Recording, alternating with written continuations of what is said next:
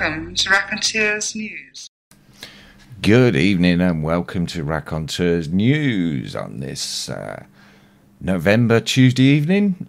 We've got something pretty special lined up for you tonight. I'm Andy Young as usual, and tonight we're also going out on our new media platform, which if you haven't checked out already, I'd love you to check it out. It's autonomousmedia.net, and as of the 27th, we'll be discontinuing our Spreaker account, so that's where you'll need to go for the live shows and the chat room. As usual, I'm joined tonight by my regular co-host, Jason. How you doing, Jason? I'm very well, Andy, and how are you, my friend? I'm all good, mate, yeah. Just so excited about tonight. It's a very special day. As our listeners, I think most of them will be aware, but some might not be. It's 53 years ago and about 3 hours ago that John F. Kennedy was shot in a very public display in Dallas. And tonight we have a real friend of the show. We stream his shows. He's known as the blind JFK researcher. Welcome back to Raconteurs News, Chuck Ochelli. Welcome, Chuck. Hey, Chuck. Well, it's great to be here, guys. Today is one of those days where I do focus on the assassination. This was my starting point for getting involved in radio, for getting involved in, alternative or whatever, honest media to the best of my ability anyway. The fact is that this is the jumping off point, folks. Why? Why? Look, I found it remarkable because I told a couple of people that I was only going to do one show today. I might make an exception if a guy who's got like 400 radio stations, domestically here in the U.S. calls upon me. But outside of that, I told everyone else outside of you guys that I'm not going to go doing presentations today because normally I would be filled with the whole day. Please be part of our panel. Please be part of this because it's one of those things that although a lot of people are aware of it, they haven't taken the time to study it in depth and understand the significance of it. A lot of people say, as I know Andy is going to want to talk about this first, what is the significance of this more than half a century later? Right? Oh, exactly. Don't you hear that question? Yeah, whenever I bring up Kennedy, the first thing that most people say these days is, look, it was half a century ago. We know we've been lied to. We know we're never going to get the truth. What the hell is the point in harping on about it? We've got more important things to look at. But I'm not sure that is really the case. What do you think, Chuck? Well, it depends if you want to just battle the disease or you want to get to the root. Right. And this is one of those events which absolutely exposes the root of the criminal conspiracy. Now, when I say criminal conspiracy, I'm not talking about a specific group of individuals occupied with one particular aspect of our lives. Is it just perpetual warfare? Is it just the poisoning industry, which, feeds us the GM foods? Is it just the chemtrails? Is it just? No, this is one of those pivotal points in history where if we understand it, if we're able to dissect it properly, we will understand everything that is still going on today. Because here's what happens, and this now I mark this as my opinion before I get into facts. My opinion is that this was the last representative in the office of president in the United States that actually believed he wielded power. I believe that the last man to challenge the CIA directly might have been Richard Nixon, which they punished him because it was way too soon to put a bullet in his head. Okay, they got rid of him by, what do? They marginalize, they scar you with scandals. They basically call you on the carpet for doing things that other people have already done, and that's something that we call what? Watergate. Listen, sorry, Chuck, I just wanted to interrupt you before we really get into the JFK thing totally. Regarding recent events in America and the election, I mean, we were on your show on the night before the election, and we were all pretty certain that it were going to be Hillary Clinton. What have you made of what the result has been, and what do you think the ramifications are? Well, believe it or not, this puts this event that we're going to talk about today in even starker contrast to the reality that we're dealing with now. Because in my estimation, people have been sold hope and change once again, just like they were when this Barack Hussein Obama took office, if that is his actual name. The thing is that when this guy took office, a lot of people, certain segments of our society in this country, were led to believe that something was going to change. What we had is a continuation of the system's domination. We had a continuation of the subjugation of our people. We have had greater surveillance. We have had extrajudicial executions. We have had no improvements. Even let's just throw the 500 or 5,000 pound elephant right out of the room immediately. The idea that Barack Obama was going to do something for black people because he was black also goes way the hell out the window. Nothing changed. This guy is another puppet of the system. And guess what? You've been sold it once again. The disenchanted people who believed that something could be done via the introduction of a reality TV star into the system, you've been sold down the river again. Don't anybody confuse that with the idea that I think Hillary would have been a great idea in the office. Here's the bottom line. It's irrelevant. It's a puppet post, and that's it. It is there to keep you distracted. It is there to do nothing but actually damage in reality. That's the only thing that our presidency does at this point in this country, and as soon as Americans can wrap their minds around that, we might actually get something done. None of them, anyone who is selected, not elected, and I'm not the first person to call it a selection, that's for sure, but I stress it all the time. A former president did that almost a century ago when he said presidents were selected. Can't remember which one it was, but I do think it was one of those guys whose names you'd recognize. Okay? Anyway, look it up. If you don't believe me, just enter that into a search engine. Fact is, that as we look at the diminished system, as we look at the non-representative, allegedly constitutionally represented republic in this country, which is a fallacy and a farce in and of itself, let us consider that this was the last legitimate president that we're talking about. And if we can wind it back and see exactly where the will of the people was completely stolen, it had already been stolen incrementally over time. Let's not fool ourselves. But the last vestiges of that reality were removed on November 22nd, 1963. So I put all this in context. As far as Trump is concerned, though, hold on to yourselves, because it's going to get real ugly and it's going to be real interesting, because the finger pointing is not going to be at the establishment when it happens. It's going to be at you, the American public. And I don't mean you like the listeners right now, but I keep saying this to my fellow countrymen, allegedly, that it's going to be at you. You wanted this, you got it. And it's really just a continuation of the system with new packaging and new BS attached to it. That's really what's happened. Well, that just about sums it up in a nutshell.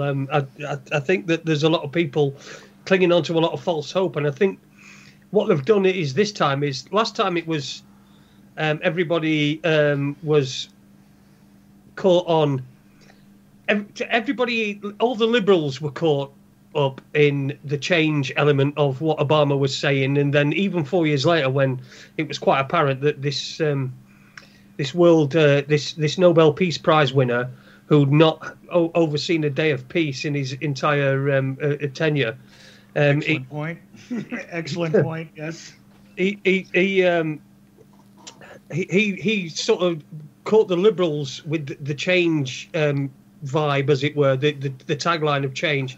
Do you think that it's just been flipped this time, and people that and natural conservatives that seem to have been disenfranchised by the Obama administration, and do you think that they've been sold a pup with Trump, much the same as the liberals were with Obama? Yeah, well, see, the phrase "black" or "orange is the new black," right? Popular series, popular notion, cutesy thing in pop culture. Okay, I'll tell you what happened here. Orange became the new black, or black became the new orange. Yeah, it's just that simple. They told you what was going to happen.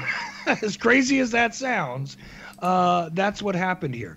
Like I said, they repackaged it. Of course, I'm making a joke about the spray tan that Donald Trump has and all that. But bottom line, we're looking at puppets of the system. We're looking at people that are going to perpetuate or exacerbate the thing that has kept us enslaved through its surrogate mechanisms, through its direct mechanisms, and through the illusion that you had a choice in the first place.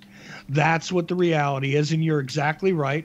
They sold the peace-loving president who got a peace prize, although he's presided over more wartime activity than his predecessor. We've got the guy who swore up and down before he got into office he was going to give us transparency when he's classified more documents than any of his predecessors. We have gotten the man who was supposed to be understanding of the racial divide because he is allegedly biracial. We got this guy presiding over one of the most tenuous problems we've had in this country, one of the most ridiculous problems we've had on the streets of this country, involving the politics of race since the 1970s. What are you telling me, or what am I telling you, and what did George Orwell explain to us, right? We got double speak, double thought, and we got it all coming back on itself, so it's really gone into quadruple as far as I'm concerned, and it's really getting exponential, bottom line. So that's it. You've been sold another bill of goods, and enjoy the show. That's all there is. You want solutions? Fine. We can get to solutions, but these guys have nothing to do with it. Not a single damn one of them. That's the way it goes. It's us. It's we the people who are supposed to be represented by this government, just like in many other corners on the planet. We the people are supposed to be on top of the power structure. They work for us. It's not us abrogating our own responsibilities to them. It's not us acquiescing to their will. They are supposed to be executing our will. And we need to keep that in mind. And if it's not working, what's it time to do, folks?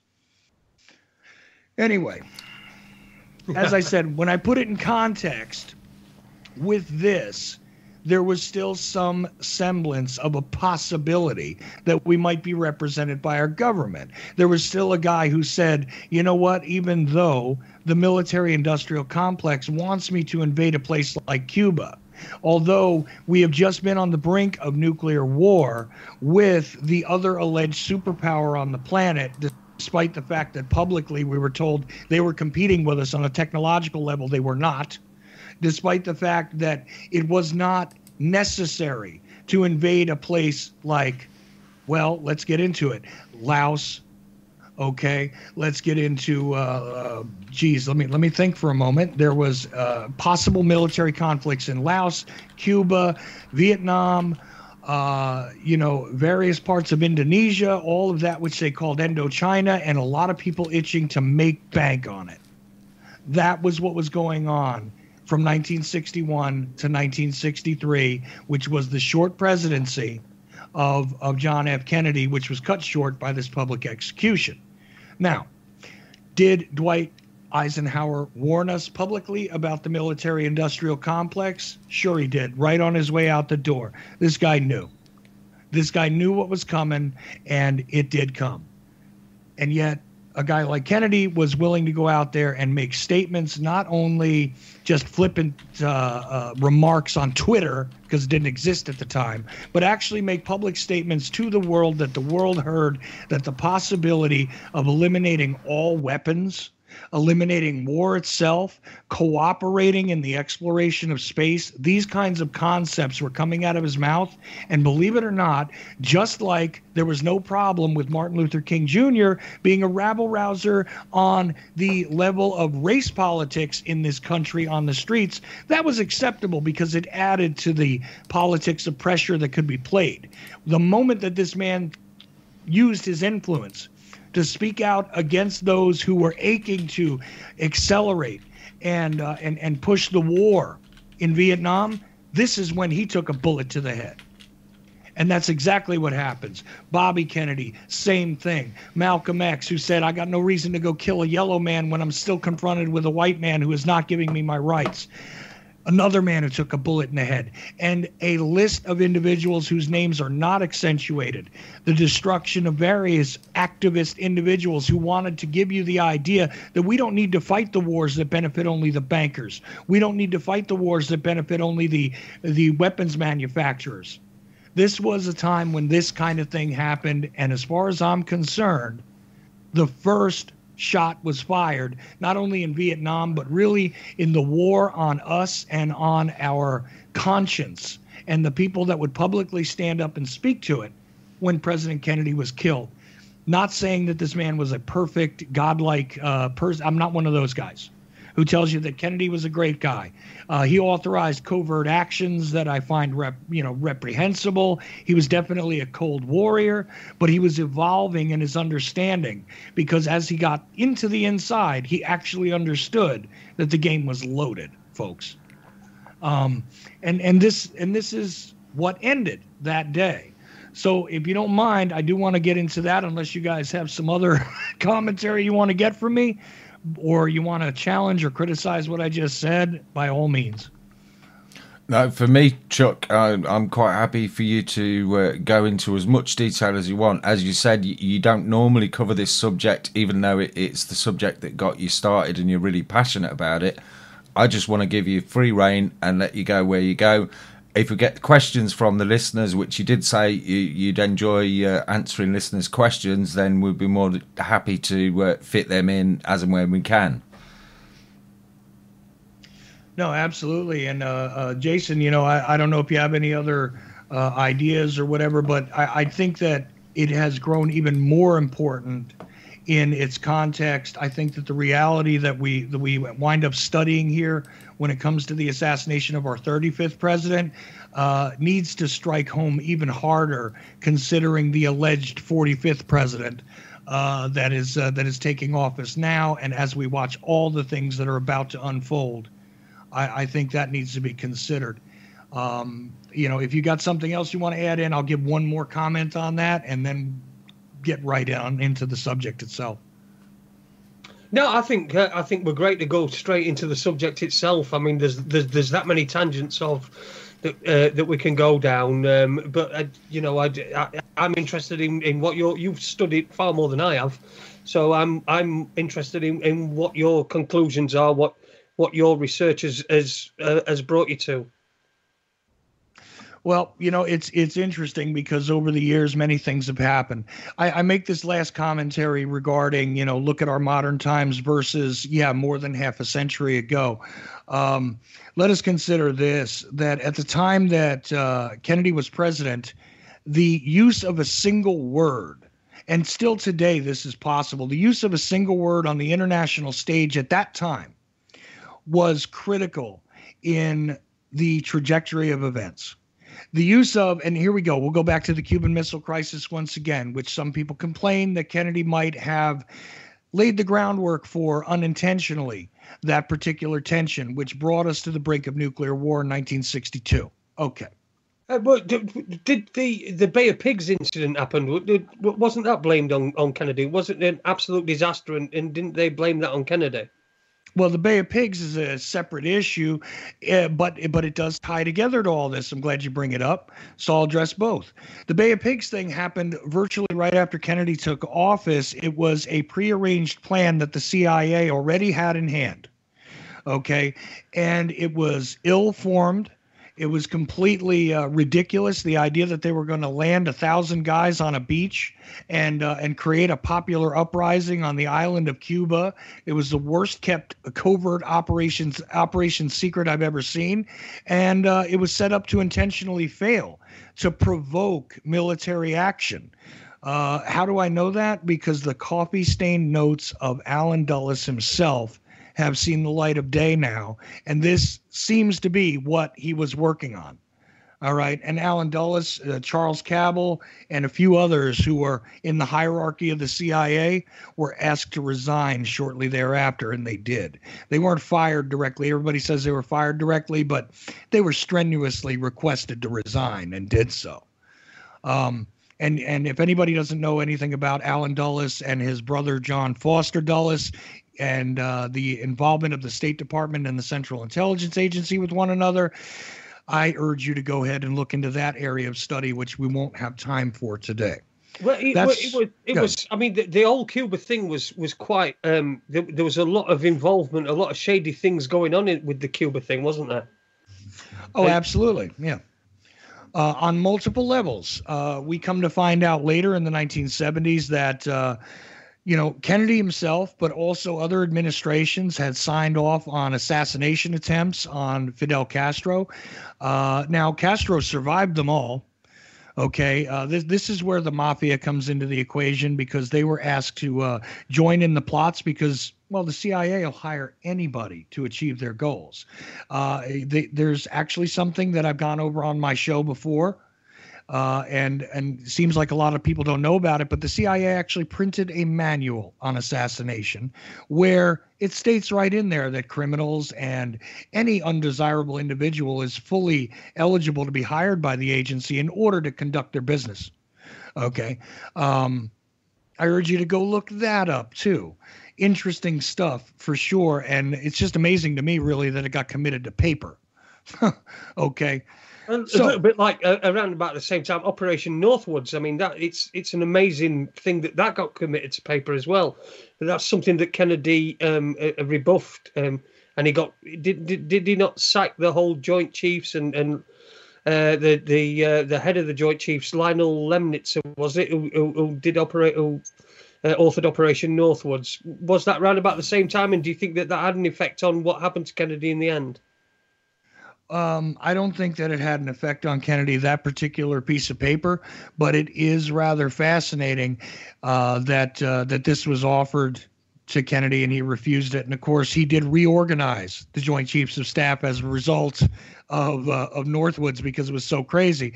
For people who don't know about that, that came out as a result of the Assassination Records Review Board work, really, in the 1990s, and it had to be declassified. Now, there's still a ton of stuff that hasn't made the light of day, but there have been over 5 million documents. I think something like 6.5 million, in fact, documents that have seen the light of day as a result of that. But presidents are presented with contingency plans and possible plans all the time. Northwoods, in a nutshell, just the highlights real quick. They were going to attempt to stage false flag events directly without using that term. But listen, here's what we're going to do. We're going to take a plane load of students, allegedly, and we're going to blow it up near the island of Cuba. And then we're going to blame it on Cuban terrorists in order to justify military action and to further justify the sabotage and assassination program, which was already underway. Okay, what does that sound like? Oh, by the way, another highlight. This was going to be done with a remote control plane. This was offered by the Joint Chiefs of Staff in the 1960s. Now, for those that want to scoff at the idea that 9/11 could have offered us scenarios where planes were being controlled remotely, I urge you to understand that the Joint Chiefs of Staff would not have offered, a possibility to the president that they couldn't pull off. Yeah. So if they could do it in 1963, tell me they couldn't do it 38 years later. Well, anyone who doubts the ability to remotely control huge passenger aircraft like that, perhaps do well looking up Field McConnell. Field was 30-odd years a military and airline pilot, and his father actually took part in the testing for Boeing in the 1950s of 4-engine remote control bombers. But could you just sneak in there before we go any further, Chuck, and just say we've got a lot of listeners who appear to be stuck in our lobby of our chat room. So anyone who's got logged into chat but you can't see the other people who are chatting, if you get the sidebar up on the side for the chat with everybody's name in it, at the top of there, you'll see AM chat room with a little house symbol. If you click on that, that will take you directly into the chat, and you'll be able to relay any questions or join in the chat with the others. So thanks for that. Over to you, Chuck. Well, here we go. We've already covered a lot of the rabbit trails, let's just say, that you wind up running off on regarding this one particular event. Ready? This stems from less than 10 seconds, no matter who you speak to. I think it's closer to 6 or 7, but the debate goes on between whether it was 6 seconds or 10 seconds in Dallas. Of course, a famous book title is called 6 Seconds in Dallas. I tend to believe that we're looking at 6 or 7 seconds for an event. It is the most covered, most written about, most discussed event in world history, as far as I know. I don't think that any literature pool out volumes it. Okay, this is independent literature, combination of, mainstream stuff, the government printing office stuff, all of it, all put together. I don't think that one particular historical event has actually had more written about it or spoken about it than this particular event. So, here's the thing, though. A lot of people don't even understand the basic facts of the case.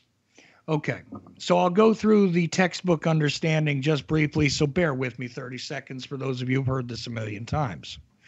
Just after 12:30 or so, depending on who you speak to, Central Time, which is Dallas local time, all right, on November 22nd, 1963, right after John F. Kennedy had gone from Fort Worth, Texas to Dallas, Texas, and landed at a place called Love Field. He got into a motorcade, okay, and while making a trip through the streets of Dallas on his way to a Trade Mart speech where people were waiting for him, he was killed. He was killed in an open limousine.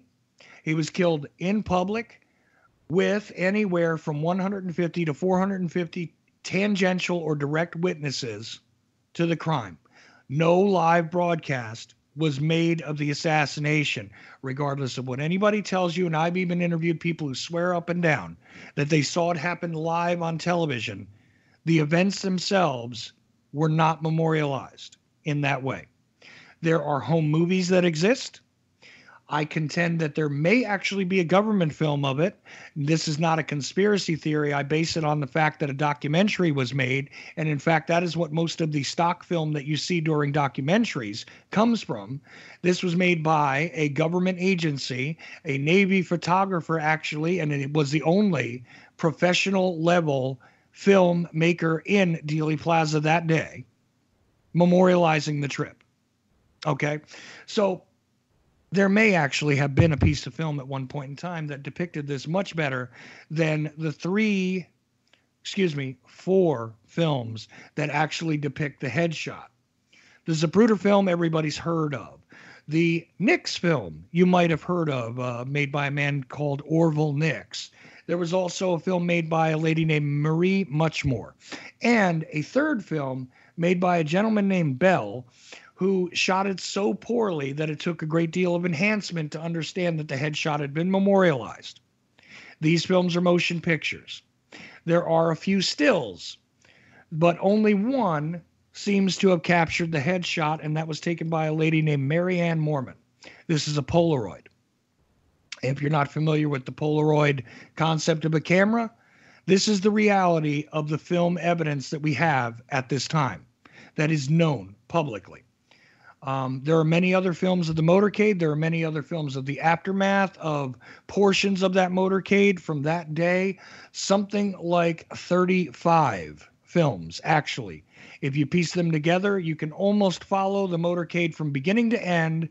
And that means that you could begin with the stuff done by CBS at Love Field, and you could end with a film of the car rushing under the triple overpass and coming toward the filmmaker. That man's name was Jack Daniel. Anyway, the reality is that this happened. He was shot at least twice. We know based on official reports that that was a minimum of the amount of, well, the amount of wounds that had to have been accomplished on his body. That's a minimum. Also struck in the firing was a man named John Connally, who was the governor of Texas at the time, and it was sitting directly in front of John F. Kennedy. Yeah, wasn't he caught by the magic bullet? Well, we get into the magic bullet, then we get into other areas. Okay. Okay. Well, all right. Well, we'll just leave it. We'll carry on then. Well, you know, we can stop and go through these things, and it's not a problem.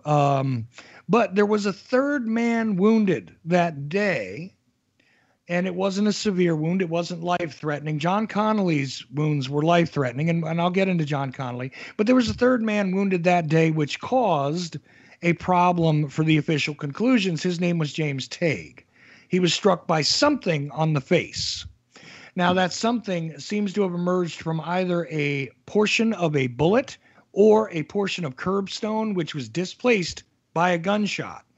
Problem is, of course, Mr. Tague is, I think it's 120 feet ahead of the car at the time of the shot that may have struck him.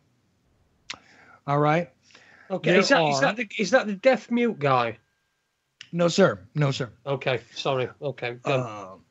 No, that's that's a different gentleman. I'm not sure what to make of his story, but we can get into him too. Okay. No, I'm talking about James Tague, who passed away, I believe, in 2013 or 2014.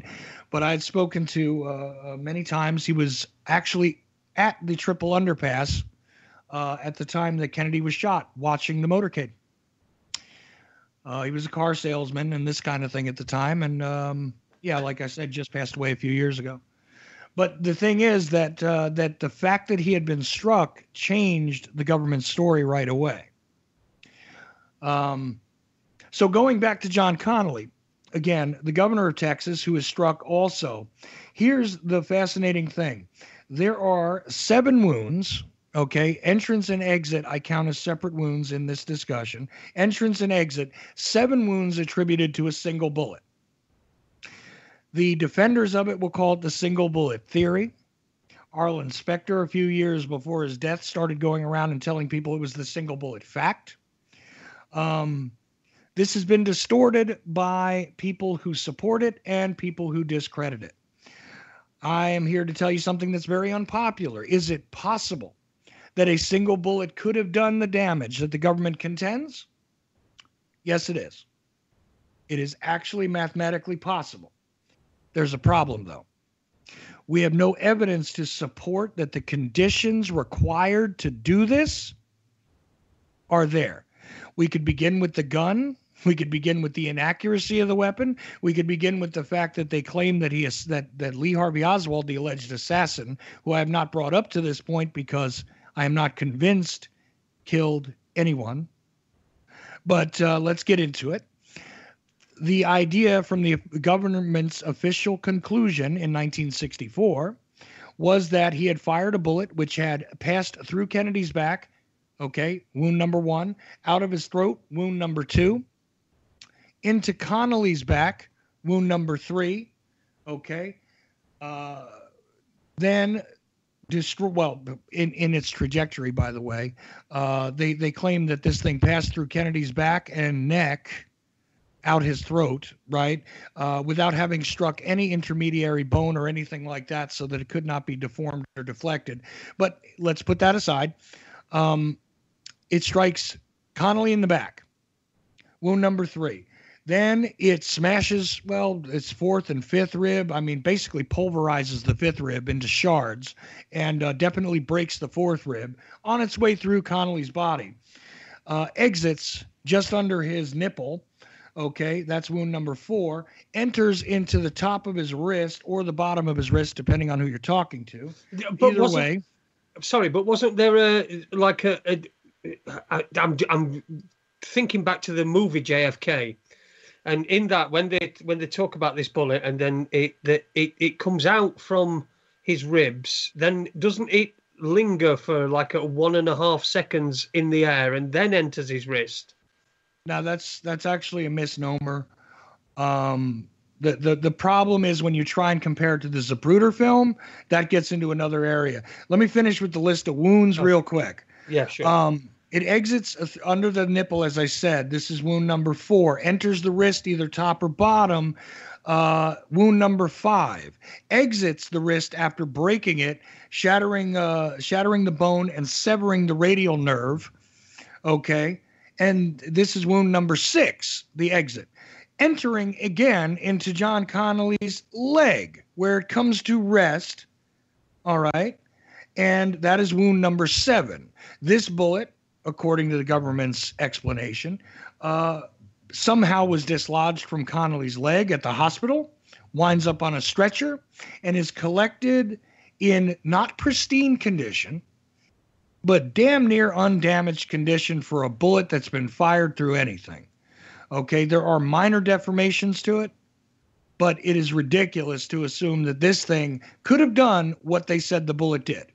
So there's the problem of the bullet itself. The trajectory, remotely possible, but we don't have anything to support it in way of what was being filmed at the time. The positioning of the president would have had to have changed in a strange way in order to make it work. Is it theoretically possible? Yes. But then we go back to the weapon. What you have here is an untenable story all the way around. Okay. The fact is that Connolly was wounded in all the ways that I just described. Okay. That has been, I've talked to some of the doctors that were in attendance. Okay. So I know for a fact that they dealt with these wounds and also performed life-saving procedures on John F. Kennedy, despite the fact that they knew there was no way to salvage this man. His brains were blown out. They did it so that they could never, ever be blamed for the idea that if only the doctors had done the right thing. Okay, so they erred on the side of trying to do the right thing, which caused them to trach him and everything else and do all that they could to save him, but he was dead. There was no way to retrieve him. Anyway, but all of those wounds, and we still haven't even talked about the head wound, have we? So here comes that minimum second shot I talked about, the head wound, which, famously is memorialized on Zapruder's film 313 because the frames of the film were numbered. So on frame 313, we see the explosion of the head. We see the head shot. This is the minimum second bullet that had to have struck Kennedy to achieve the wounds that are observable not only in the films, but in the x-rays, the photographs, and by all witnesses. This is the minimum that had to have occurred. 3 shots, according to the government. We now have a missed shot because of Mr. Tague. So therefore, 2 bullets had to accomplish all of this, and this is why the magic bullet comes into play. Because at this point, they had to explain. At first, they had 3 shots, and they had 3 shots based on the fact that there were 3 spent cartridge casings. And there were many witnesses who did state that it sounded like 3 shots, although some said 5, some said 7, some said 2.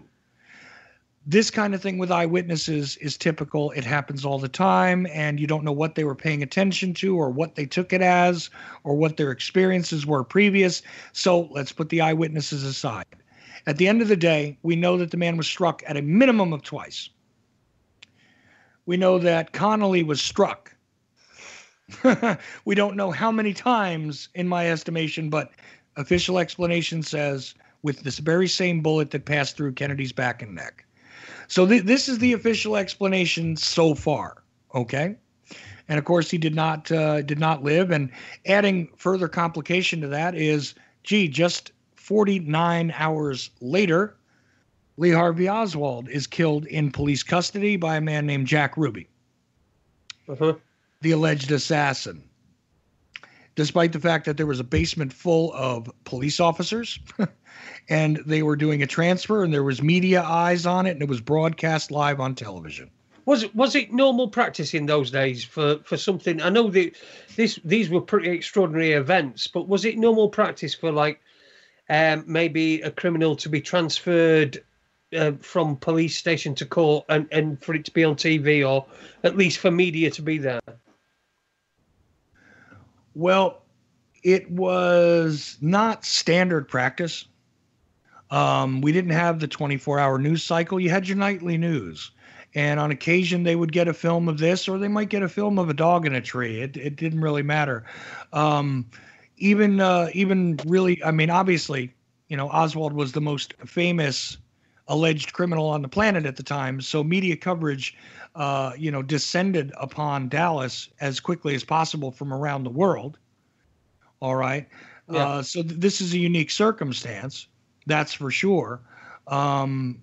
They wouldn't have had. I just didn't know whether at that time it was standard practice for when it's a prisoner's being transferred from a police station, which I'm assuming he was going to a court building, for there to be access allowed for the media, rather, because in these days it's particularly over here in the UK you don't get to see a defendant at all. Yeah, much of it is at a distance. It was not standard practice to do this. He was actually being transferred from the holding cells in the police station or the Dallas safety building there, which was pretty much like the city hall, if you will. He was being transferred from there to the county jail, okay, so that he could be held over a longer term. And no, normally you would not see this stuff. A bus would come along or a police car would just take you on over to the jail. That was it. They actually got an armored car. Yeah. We were in such extraordinary circumstances that people didn't really question that, did they? That, why are all those people there? Oh, no, not at all. People didn't question it because everybody, I mean, if you look at the films from that weekend, you'll see that the Dallas police station was fully overrun by media people, onlookers, local citizens. They had no idea. They were fully overwhelmed. In fact, here's the funny part. Who's hanging around that whole weekend in the Dallas police station is Jack Ruby. Yeah. And caught on film by CBS, NBC, and even during the what they call the midnight press conference on Friday at midnight, right before they hauled the judge out of bed at 1:30 in the morning to formally charge Oswald with the murder of the president. Guess what? He's answering questions, and and in the back of the room is Jack Ruby. Now later on, District Attorney Henry Wade. Which, yes, Henry Wade is the same guy from Roe versus Wade, interesting district attorney. Many of his death penalty convictions having been overturned after his regime left office because he railroaded people and was a completely corrupt prosecutor. But anyway, the fact is that District Attorney Henry Wade is holding a press conference trying to give the facts to this, huge plethora of media in front of him.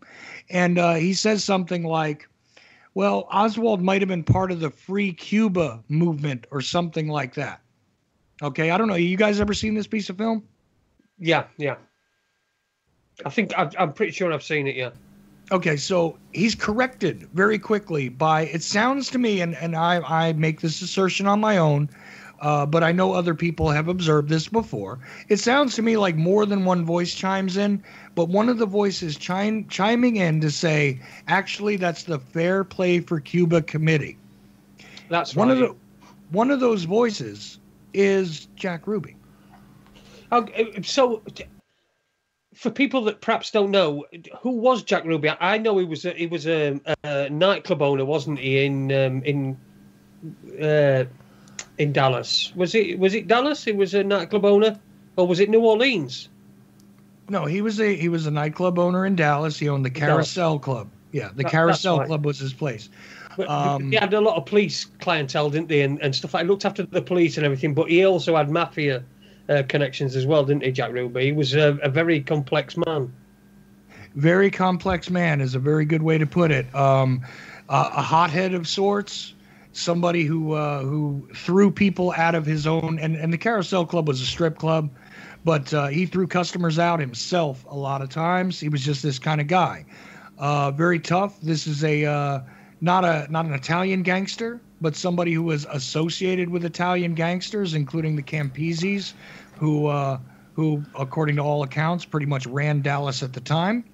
One of the few people who visited him in jail was one of the Campese brothers. Not a famous mafia name, but if you know your mob history in America, you'll know who they are. Mm-hmm. Bottom line is he's tied to Chicago mob guys. and was allowed to operate a lot of things that were, not necessarily legal at the time, some things in the gray area, and some things directly illegal in Dallas. You could have only gotten away with that without getting your place burned down with the agreement from the local mob guys, which he had. And you very accurately point out the fact that he knew virtually every police officer in Dallas. In fact, of the 70 police officers that I can identify that were present when Oswald was killed, I would say that a minimum of 50 of them knew Jack Ruby personally, by name, by face, etc. Okay? He served sandwiches to these guys. He gave them bottles of booze according to his bartenders. He gave them special treatment, free stuff. He would show up at the police station with food and presents and, well, we've heard lots of stories about cash, but nobody really wants to verify that's still breathing. Okay. So this is the kind of guy he was. He was connected. He's not like a mob boss. A lot of people make him into a mob boss. He's not, but he certainly had connections, and he was certainly operating in that world. Yes. No, but he was portrayed as a local business owner that was so outraged at Kennedy's assassination that he took it upon himself to get Lee Harvey Oswald. That's right, isn't it? Oh, at the time, yes. And the mythos for many years is outraged and patriotic club owner Jack Ruby decided that he needed to do this because he wanted to spare, get this one, folks, he wanted to spare Jackie Kennedy the trauma of having to return to Dallas to testify. Now, some people might say, why the hell would Jackie Kennedy have to return to Dallas to testify in the murder of her husband? Another little known fact, at that time, it was not a federal law that was in place against the assassination of a president. This is a local crime. Everybody forgets that. Mm. This was under the jurisdiction of the Dallas police.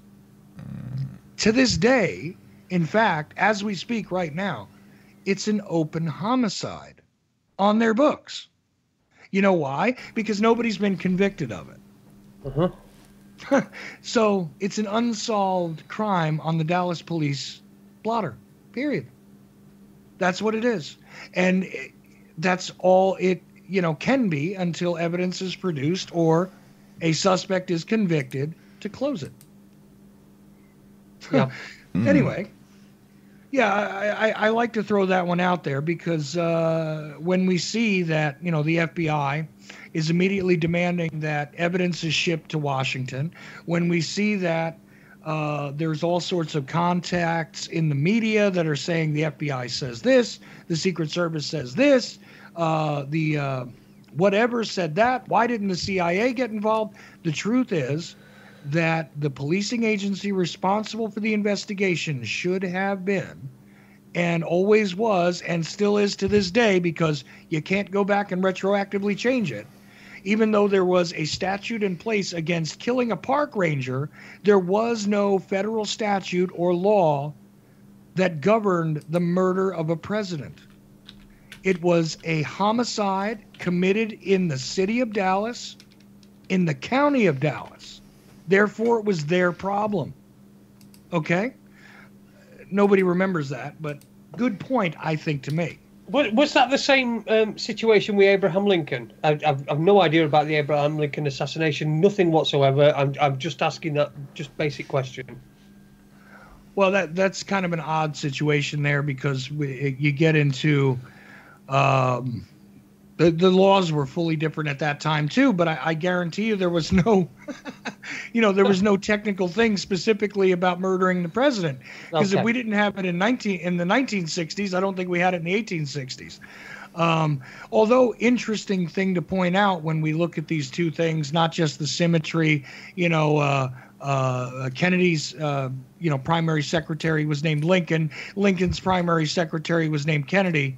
By the way, all that kind of interesting coincidence and all that. Another correlation to draw here is that when people talk about, well, someday they're going to have to declassify the documents, hold on to yourselves. Today, as we speak right now, there is still classified documentation related to the assassination of Abraham Lincoln. Mm-hmm. Okay. Wow. And there was no CIA then, and the Secret Service was not involved in presidential protection. We're talking about different agencies, and still to this day, there are hidden facts related to that assassination. I'm not as well studied on it, but I do know that. So, So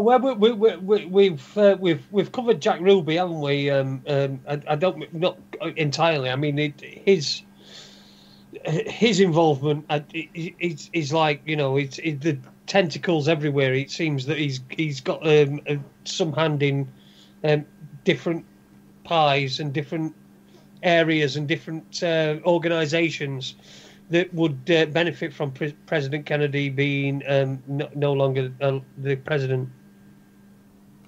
Yeah, it's a weird thing. And of course, for somebody who is not necessarily caught up here, we are talking about the guy who winds up walking into this display of Oswald being transferred, literally cuffed to two officers of Dallas, two homicide detectives. In fact, one of them named Graves and one of them named Lavelle. The famous guy in the white hat you see making that face and turning. That's Officer Lavelle. Okay. And I've spoken to him personally. He's an interesting guy, but he saw Jack Ruby coming and just did not know what was going to happen. And voila, we have this guy pumping a bullet into Lee Harvey Oswald's stomach while he's cuffed to two officers. Really a curious way to assassinate somebody. And his motives, Jack Ruby's motives, are still in question to this day. Do you think Lee Harvey Oswald knew what was coming? Because him and Jack Ruby were quite well known to each other, weren't they? Well, I believe that that there's proof enough to say that they knew each other. Yeah. I don't know how well. And for those that speculate that he saw Jack Ruby coming that day and everything else, he did not. I'll tell you why. There are lights that the TV stations brought and put overhead. And I know what these lights look like. I know exactly what they were, and they were all on. And believe me, Oswald didn't see anybody step out. If anything, he might have seen a shadow. He would not have recognized Jack Ruby. I promise you that. Okay. But the thing is, did he know that Ruby was going to come for him? I don't think so. I don't think so, because it's just very weird circumstances. And to this day, by the way, nobody can really properly explain how Ruby got into the basement unless you decide that one of the police officers who was guarding the only entrance that Ruby should have been able to use is a complete liar. That's the only way you can get him in there. That he saw him, let him go, and never even to his death spoke about it. I have a theory regarding how he might have gotten in. Well, I mean, if he knew 50 of the 70 officers that were on duty on the day, then there's a very good chance that whoever was guarding on that day and at the gate and letting people in would have known Jack Ruby, and it wouldn't have taken much, I don't suppose, for Jack Ruby to just say, "Here you go, take this and let me in, please." Exactly. And I think the best way to have done it, because of the way he appears on the film, because I've looked at the film uncut, not just the shot of him shooting him, but I've looked at the raw footage. The way he appears and everything else, he's there, with full knowledge of when Oswald's coming out, because he's only there maybe 30 seconds or a minute or 2 minutes before Oswald comes out that I notice him. And it seems to me as though, with the cameras that were on outside that didn't capture him, that he probably came through the stairwell and came around the back. And this is why a lot of people didn't see him at first, But that's a whole other interesting area of speculation. And here's the problem with all of it is, whether it's Oswald's murder or Kennedy's murder or the circumstances of the actual crime itself, we have so many more questions than we do answers.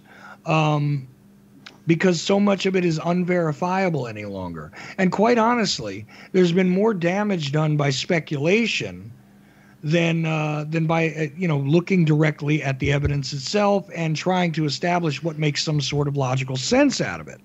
I'd love to leap to a lot of conclusions. I'll give you my favorite bad conclusion, and that is that and I would love for George H.W. Bush to be present in Dealey Plaza that day. I really would love that, because it would just be wonderful to be able to crown the Bush crime family with this one.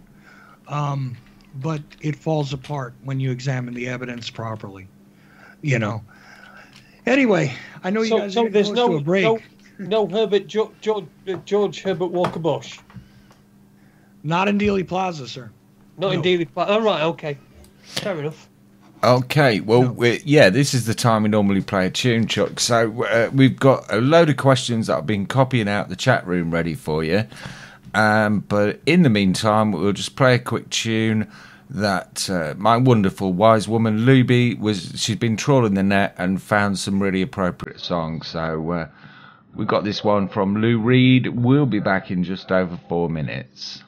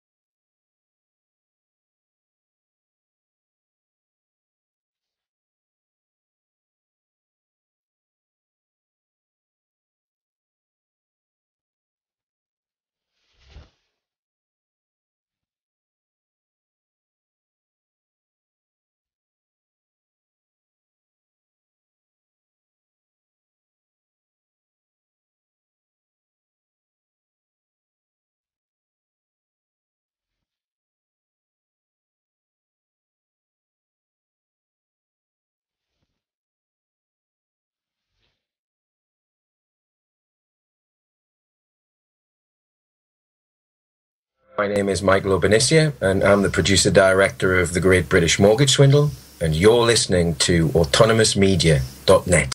Oh, cool. Okay. And welcome back to Raconteurs News, and this is our JFK anniversary special. And tonight we're joined by the man who proves that it doesn't matter how much Jello you throw in your swimming pool, you still can't walk on water. It's Chuck Ochelli. Okay. So that's the new second hour bumper on my show, and I got to thank Muddy for that, because that's extreme. I don't know. I found it funny, that's for sure. So hopefully you guys do too. And if you don't know what I'm talking about, just listen to somewhere around the middle of my show. And when I begin the second hour, that's what Andy's talking about there. I just like to listen to the bit when the White Russian turns up. Oh. Hello there, Chuck Ochelli. Yeah, is that White Russian? Have you found out who it is yet, Chuck? Actually, I believe I know. Oh, I wow. know, but I'm not going to reveal it just yet. Well, if he's a great guy, he cracks me up. If he wants to call into other radio shows, you could tell him he's more than welcome to call us anytime. Yes, he can call in here, and I will be Black Russian, and we can talk together. We can be Tavares, brothers. Well, I'll tell you what, the next time he calls in, I promise you I'll pass that message along. I saw you guys post on Facebook at one point about it, I think on your on the Raconteurs News Facebook page. And he's only turned up twice on the show so far, but pretty funny stuff, yeah. Oh, well, there's nothing more guaranteed to get Sherry's witch's cackle out in full form, is it? Oh, absolutely. She goes nuts every time. I don't know if you guys noticed, but I mean, the past two times that he's called in, when he started talking the first time, she was fine, but then you could hear her in the background just exasperated. Oh, God, I don't believe this. Yeah. Like you could hear it just in the background. She's got her head turned, doesn't realize her mic's on. I love it. And then when he called in the second time, it was great because she heard him and went, oh, no. I heard that, in my headphones. I don't know if everybody else did, and I just went, yeah, this is going to be fun. Yeah. You're getting a babushka from Sherry. Ah, yeah, Chuck Ochelli. Oh, man. I am Black Russian here in Britain, Great Britain. Oh, yeah. But anyway, look, back to the JFK special. I nearly said 9/11 special. What the hell was going through my head there? We got quite a few questions posed in the first half, Chuck, so if I could just read a few of those out. There's Sturm and Mithrin are pretty much on the same subject. Sturm asks, what's Chuck's real opinion of Judith Vary Baker? Is she important? And Mithrin is asking, does Chucky have an opinion on Dr. Mary's monkey? Which I'm pretty sure you do, because I think you've mentioned it once before with us. Okay, Dr. Mary's Monkey, we'll start there, was written by Ed Haslam. Mm-hmm. It's a book. It's an interesting book, that's for sure. Now, I do think that Ed did some very good work when it comes to the first version of that book, which is called, I believe, Mary, Fairy, and the Monkey Virus. Yeah. I think that he revealed some things about the character of David Ferry, who comes up in the Jim Garrison investigation, who, in case you've only seen the JFK movie by Oliver Stone, was played by Joe Pesci in the movie. I believe that he did some good work there. I believe he makes some interesting connections, Ed Haslam. Now, where it gets strange is this. Judith Baker, and I'm going to make a very rough statement here tonight, and this is the kind of statement I don't make about a lot of people, but I am willing to defend this. This is not the view of Raconteurs News. This is not the view of anybody else on this show. Judith Vary Baker, in my estimation, is a fraud. Period. Okay? I'm not going to be nice about it. I'm not going to be calm about it. That's what she is. And is that a legally actionable term against me? Yes, please, by all means. Judith Vary Baker, haul me into court over calling you a fraud. I want you to produce proof that I'm wrong. I want you to do that, because in order to lodge a claim of fraudulence and to claim damages because I've called you a fraud, you will have to do so. Do it. How about that? That's Does fairly that sum up unequivocal. my opinion? That's fairly unequivocal, Chuck. I think everyone got your definite, honest opinion there. Okay, now why? Now wait a minute. Let me back it up just a little bit. Why do I say this? Is it just my opinion because I find the thing distasteful? No, I'd love to believe her story. I'd love to believe her story. The problem is that when somebody like Joan Mellon interviews 1,200 people, okay, when she interviews 1,200 people connected to New Orleans, connected to Oswald, connected to the Garrison investigation, and there is no way that Judith Berry Baker was ever cited anywhere, okay, in proximity with the players, when she makes assertions that on the face of them are ridiculous, okay, including, well, gee, you know, there's a description of how Oswald is dyslexic. She describes him behaving in a certain way, which doesn't match. Okay, she's factually been inaccurate about a bunch of things, and quite honestly, is not taken seriously by any scholarly investigator in this case. That's what I'm telling you now. The premier expert on this case, in my estimation, is a guy named Walt Brown. He is the best living expert on the Kennedy assassination, period. All right? 30,000 page chronology he published a few years ago in 2013 on the case. I mean, literally taking us from when the Kennedys come to America to today. All right? Or should I say to 2013? How about that? He has co-written an article with me explaining how ridiculous her assertions are. Friends of Oswald's from Russia have privately, and in some cases publicly, explained how ridiculous her characterization of this individual is. The fact is that her assertions about working with Oswald in certain places, certain circumstances that emerge, are provably false. The reality is that at some point she may have brushed up against this guy because they did work at the same coffee company together in New Orleans, dispatched by a temp agency to do so. This is real. I believe this to be factual. I believe that she was in New Orleans for a time. But the rest of her assertions are all questionable at best, and I do believe that overall she's an absolute fraud. And in addition to that, you know what? You spend a few months during a summer with somebody like David Ferry, and you can produce a 500-page book about it a half a century later. Well, anyway, point is, that is where I stand on that, and I don't want to spend too much time on it. So what else have you got? No, that's cool, Chuck. Yeah, we've got a question from Kevin Mark, who is a great friend of Raconteurs News, and Kevin's just recently started investigating JFK. He's been really busy with helping a lot of people with warrants for gas and electricity, utility companies trying to break into the house and fit prepayment meters. Does a sterling job on that, but he's branched off onto JFK, and he seems pretty convinced that LBJ was involved because he's posted, when the motorcade came down the plaza, LBJ can be seen to be hiding low in his seat in the car before JFK was shot. Any thoughts on that one, Chuck? That's based on reports. Mainly the photographs that people have put out there explaining that are out of sequence.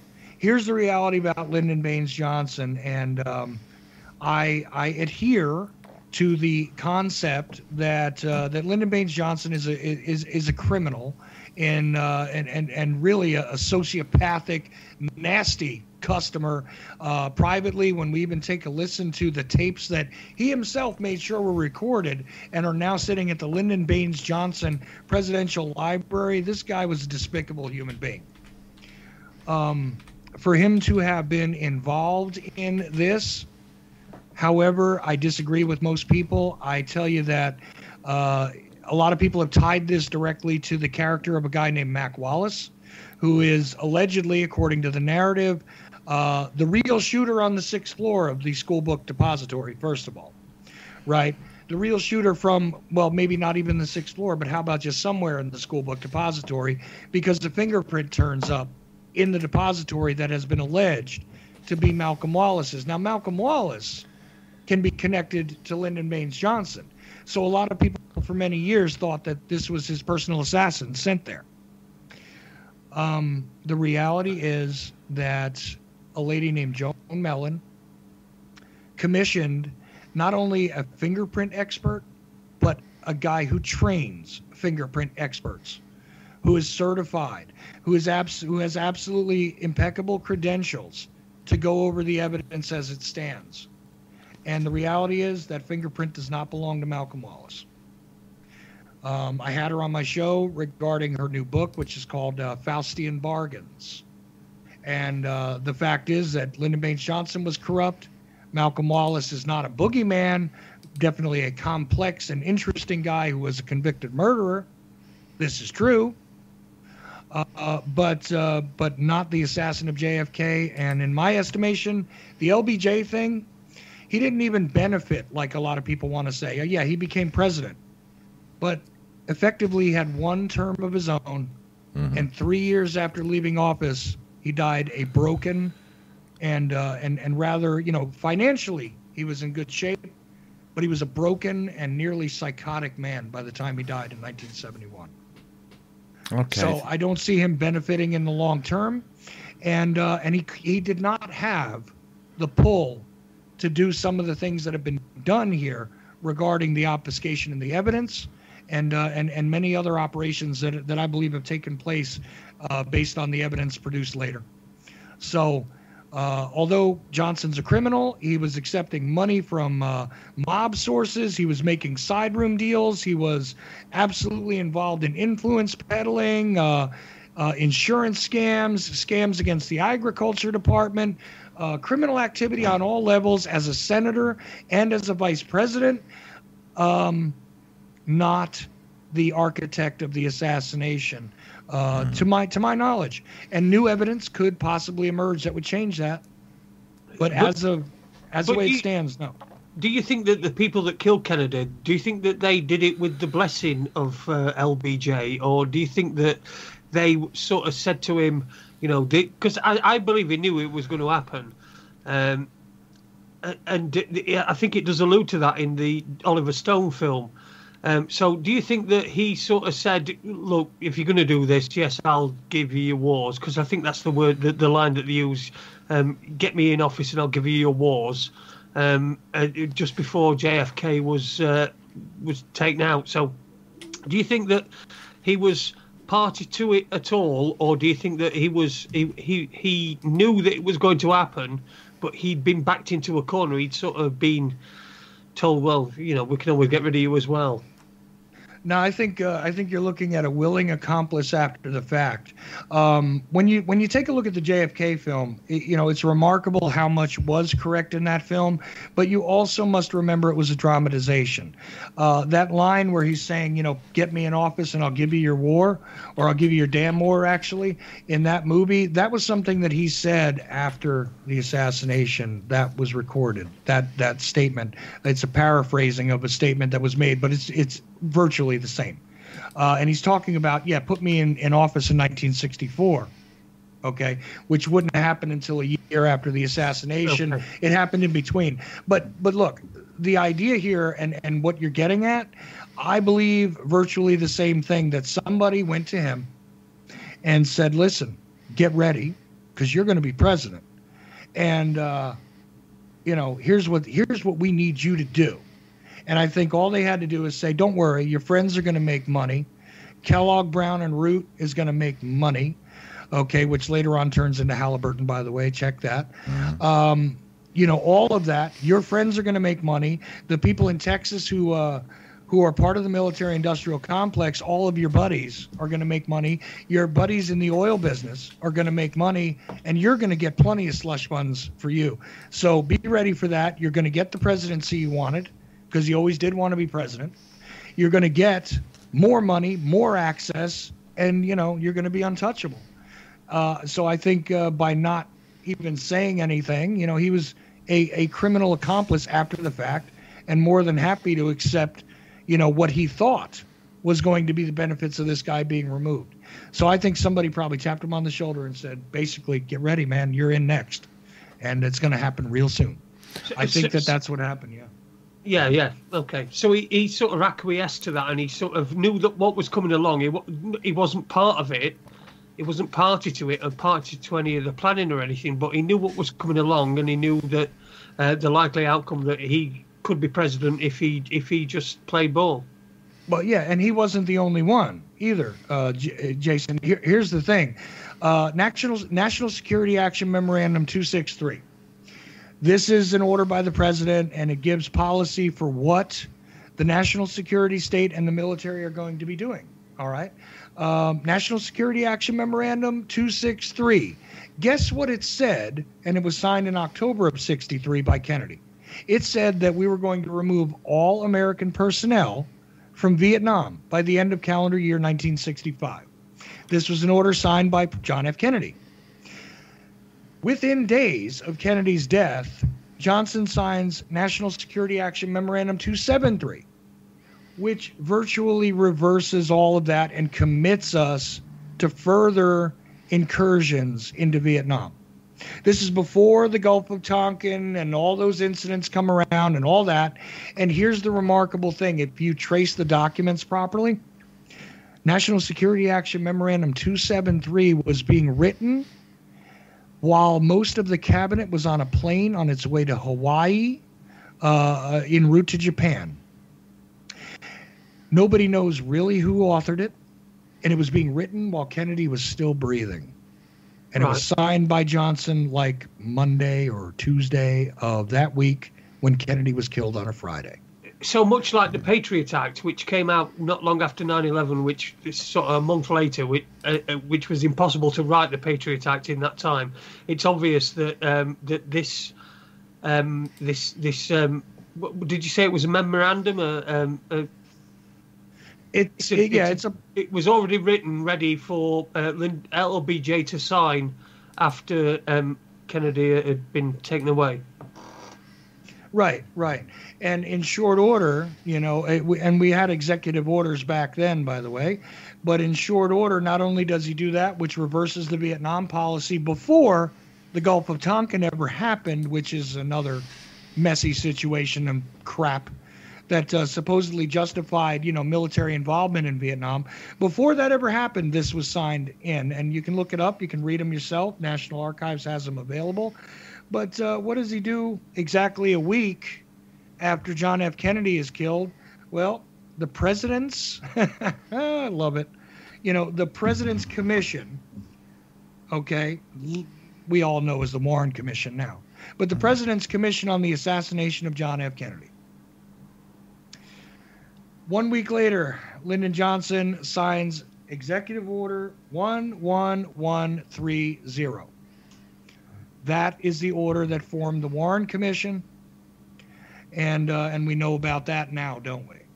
Mm-hmm. Okay, so real quickly, this guy puts us in a position of reversing Kennedy's policies, of changing up what we're doing nationally, and giving us the best cover-up commission, that money could buy at the time.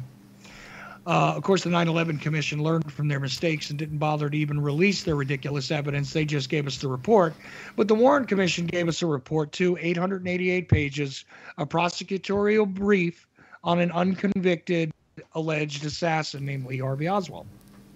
So meanwhile, what else happens in this country? Well, through the sympathy of the fact that Kennedy had been killed, a lot of things had been passed. Johnson is credited with civil rights acts and all kinds of stuff.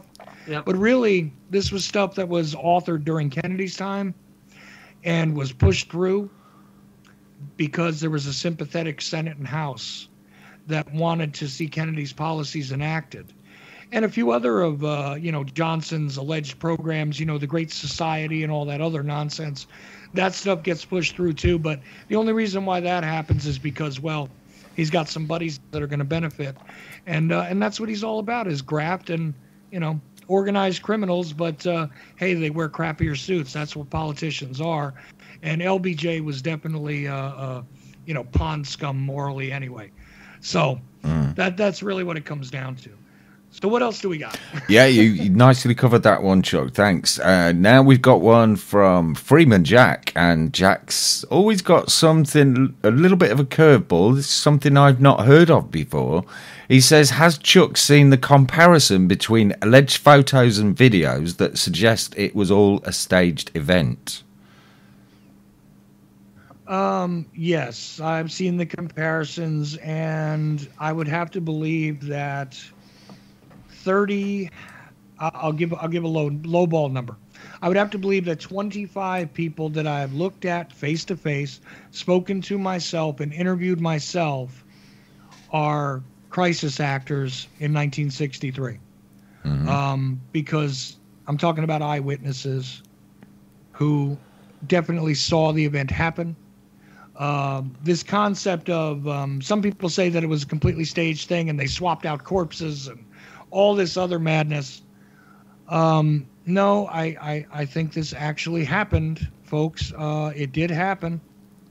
And we can argue about the various things that might have occurred and might not have occurred. And we can compare eyewitness testimony against forensics, which, by the way, we didn't even touch upon the forensic solutions which have emerged in recent years that are different from not only the official conclusion, but also throw quite a monkey wrench into a lot of people's conspiracy theories as well.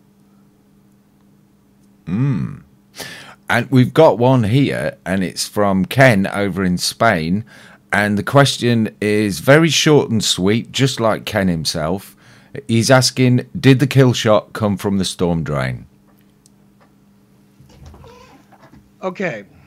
Now, here's where we run into a problem. It's a short and sweet question. But the storm drain, I would need to know something. There are two different concepts about this. There is this idea that there was a storm drain which is at the level of the curb, and some people assert that a shot was fired from there, from street level up into the car. This is untenable based on the evidence.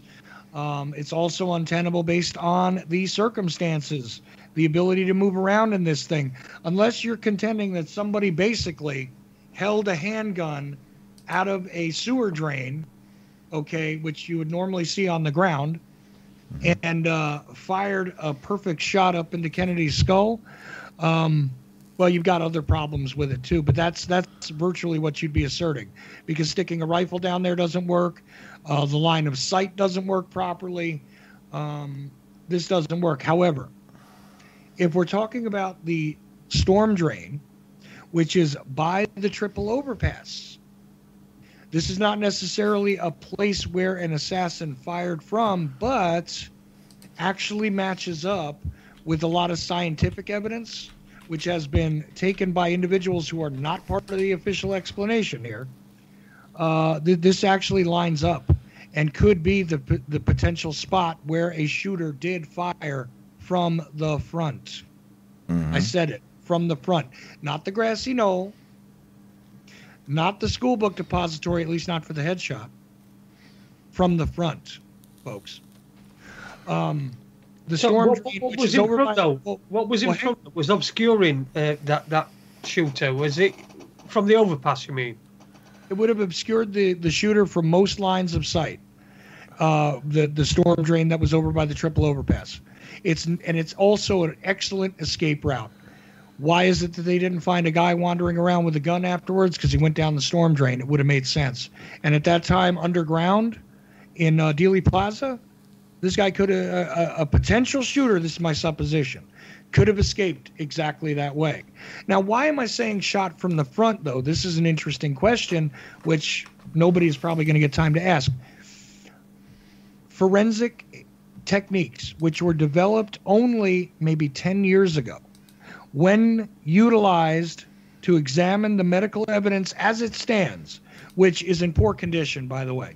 The photographs, x-rays, and the autopsy report itself are an abysmal failure of forensic pathology.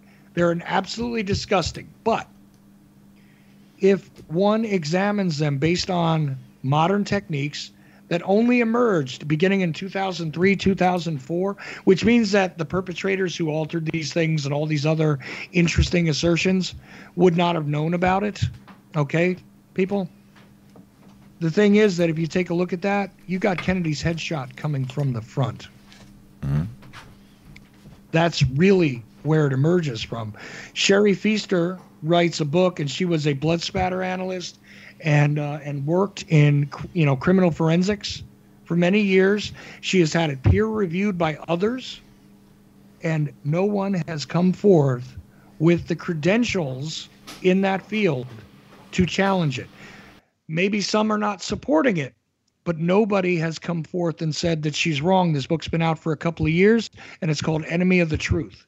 She lays out exactly how the headshot could have only come from the front. Not the grassy knoll, not the book depository, not the Daltex building, the front, which is a good place for that storm drain to be. So I'm not saying that that's the solution. I'm saying that this is a whole hell of a lot more plausible than what people often, go after. And again, we didn't even get into the possibility that there were many more shots that were fired. We didn't get into the possibility that there could have been multiple shooters and all this other stuff. I don't like to expand it too much, but I will tell you that I do believe a shot was fired from the grassy knoll and missed. Not just based on the acoustic evidence, but based on the fact that somebody picked up a bullet and disappeared it from the opposite side of the street. And there's a lot of evidence missing, by the way, in the case. But anyway, what other questions do we have, Andy? Okay, that's cool. We've got Kevin has brought up a couple of little things. He's saying he's curious about the comment that Jackie made when she went to see John in the mortuary, and she said that looks nothing like my John. And also, we got Freeman Jack saying if it happened, the driver did it. Okay, I'm laughing at the driver did it.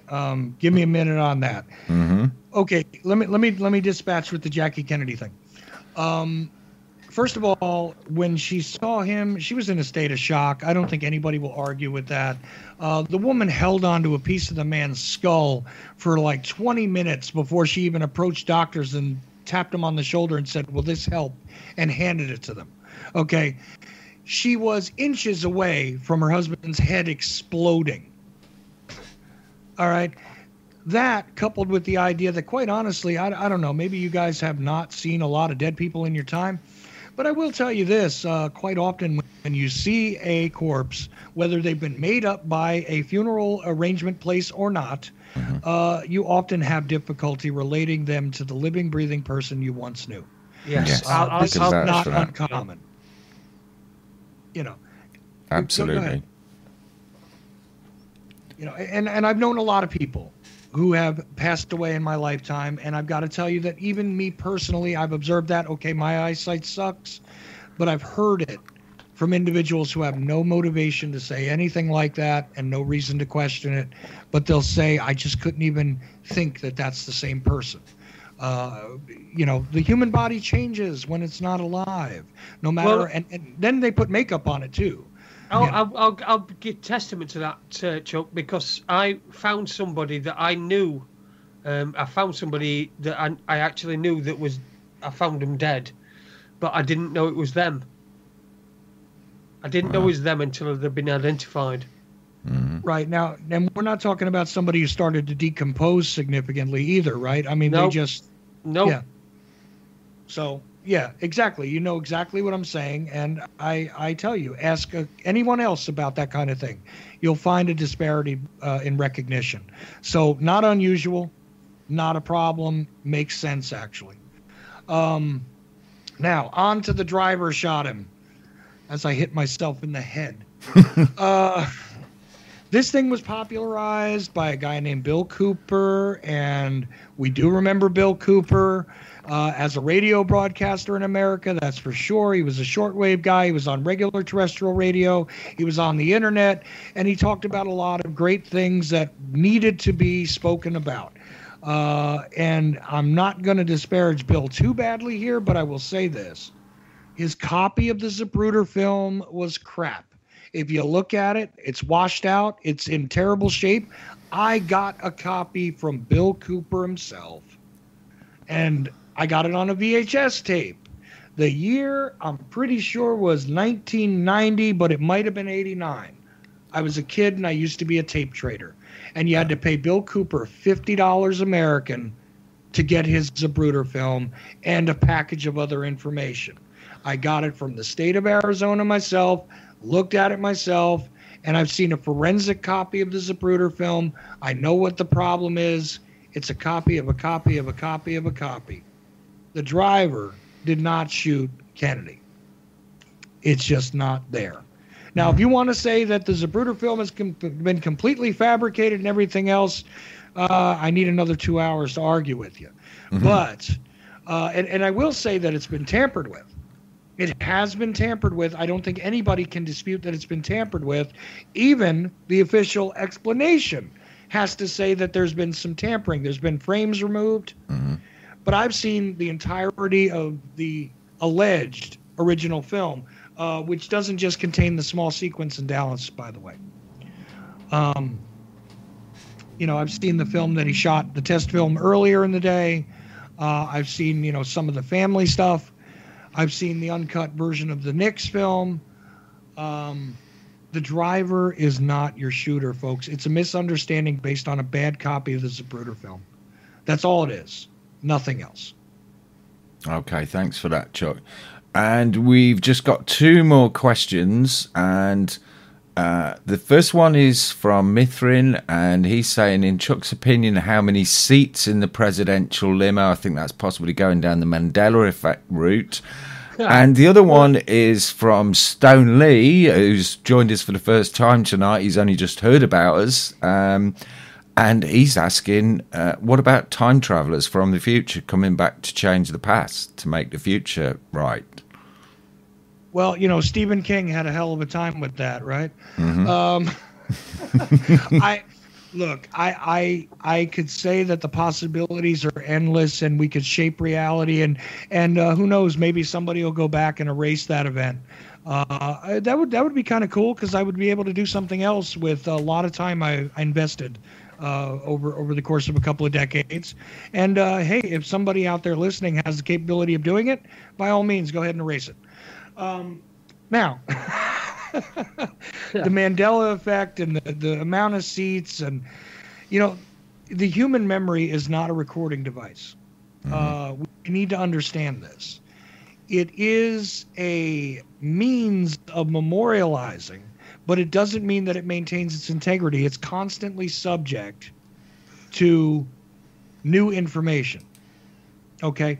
You put something on you might have done this yourself. You film something on your phone that you witnessed with your own eye, and you'll see new things on that phone. It could be anything. It could be a traffic stop. It could be a birthday party.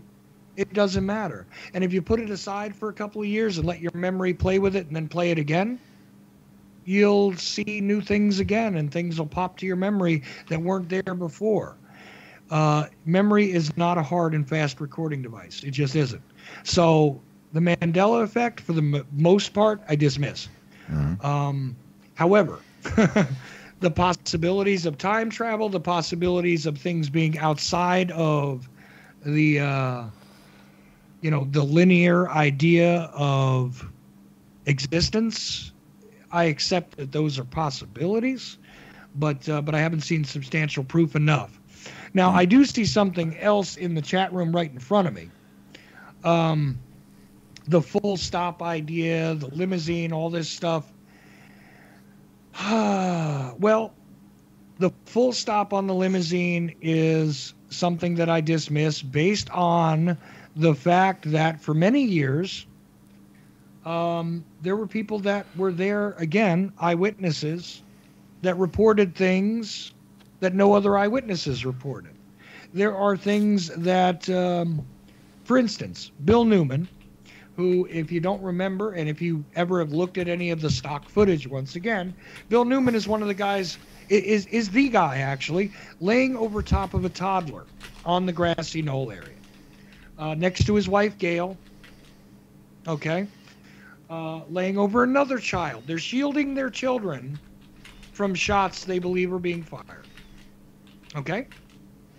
Mm-hmm. He was probably the closest witness to the headshot, or one of the closest witnesses without fail here. He's definitely not more than the third closest witness away, okay?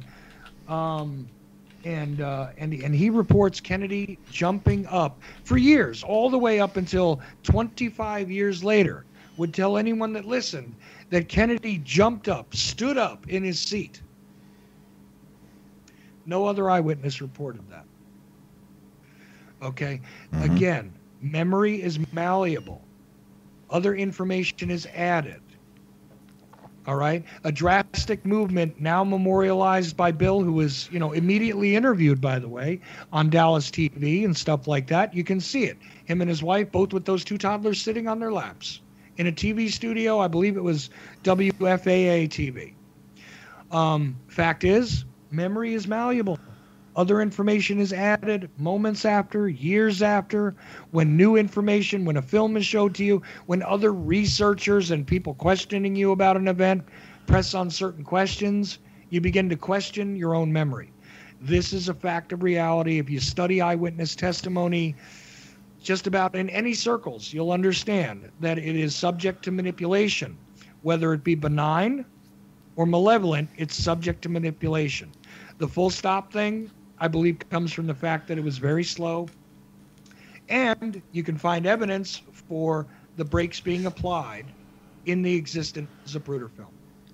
The brakes were applied. The car definitely jerked to a very slow motion during a critical moment, but didn't come to a complete stop. At least I've never seen the proper evidence given for that. So, anyway, and by the way, I have seen another cut of the Zapruder film that has not been shown to the public. I've seen a couple of films, actually, that have not been shown to the public. And there's more information in those films, and I'm sure that's why they're not being shown. But the full stop thing, that goes into a whole rabbit hole that I don't believe is proper. And we don't need this. In fact, we don't need any of that to prove that there is, first of all, a conspiracy, which means the official explanation is wrong. We don't need a lot of the alteration in the evidence to be right or wrong in order for us to understand that we've been had and who the guilty parties are, I believe. But listen, study it all. Study it all. Examine it for yourself. I do a whole series of these shows called JFK Myths, where I dispel a lot of the things that don't have tenable evidence to support them. I'm open to correction from anybody who can provide me with something solid, tangible, and logical. But generally speaking, and that's again our problem with Judy Baker, who was episode 3 of Myths, by the way.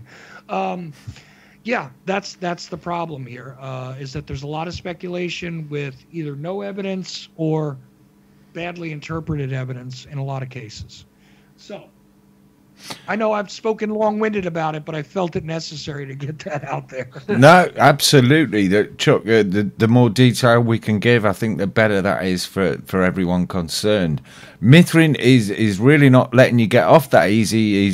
He's really after a number of seats in the presidential limo.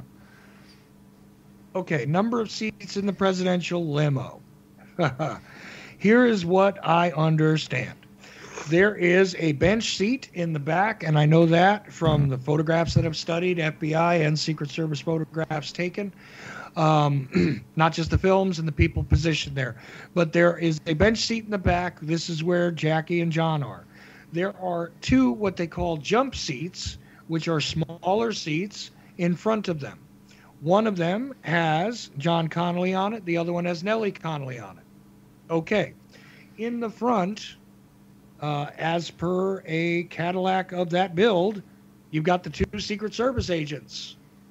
Now,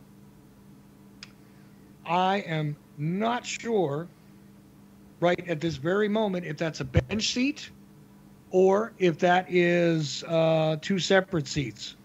But there are two Secret Service agents seated in front. So you have a seating arrangement that could hold more people, but you have 4 people seated in the limousine. So what else do we need to know? So, hang on a minute. Sorry. 4 people as passengers that were not Secret Service agents plus 2 Secret Service agents. Right, so the 6 people in the limousine, we're talking about people because I know this is something that Mithrin and I have disagreed about before, but so there's 2 people in the front, a driver and a Secret Service agent, then there's Governor Connolly and his wife, and then there's JFK and Jackie in the back. So there's 6 people in the limousine. Is that what you're saying? That's correct. Okay. There's one other passenger that winds up on the limousine. Mm-hmm. That's Clint Hill. He's a Secret Service agent who ran from the follow-up car and climbed onto the back. And most famously, toward the end of the Zapruder film, you'll see him, although he claims that he pushed Jackie into the seat, it appears to be as though Jackie retrieved something off of the trunk and went back to the seat herself. This is my observation. It is in controversy with Clint Hill's explanation, but you can clearly see Clint Hill, who ends up on top of that limousine as it's going to Parkland. So on the way to the hospital, you got 7 passengers technically altogether. Okay. Okay. Brilliant. Thanks for that, Chuck. And Freeman Jack's just chipped in with, he's saying that the most medical professional witnesses say that the shot entered in the right occipital lobe. Now, does that affect where the shot came from? Well, the occipital and parietal portion of the skull. Generally, we're mapping the skull. Mm-hmm. The brain disappeared. Yeah. Anyway, we're mapping the skull because we have X-rays and we have many witnesses that did examine the skull, and we're trying to mitigate that damage. Entry and exit at the time from the people who had their hands on the body was not very clear because we had a completely shattered side of the head, and the rest of it was sort of, let me make this comparison, a hard-boiled egg. When you roll it across the counter, the shell is completely cracked. Mm-hmm. Okay? This is basically the condition of the skull. Okay. I apologize. I read Jack's question wrong there. He said it exited, not entered. Sorry for that, Jack.